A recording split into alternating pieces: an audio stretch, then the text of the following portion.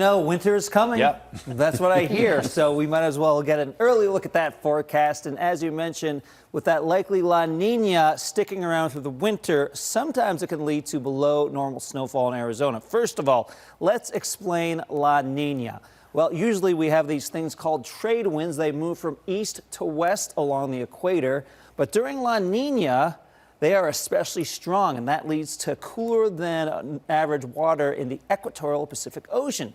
In turn, that often creates dry and warmer than normal conditions in the southwest, including parts of Arizona.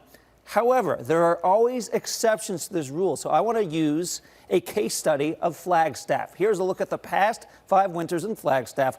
Look at last year. Pathetic. 2024, 2025, 8.5 inches. Terrible. Not as bad, 23, 24, 68 inches. And that monster year in 2022, 23 of 115 inches of snow. Normal is 58.7. So you can see 3 out of the 5 were below normal. Now let's look at which winters were La Nina.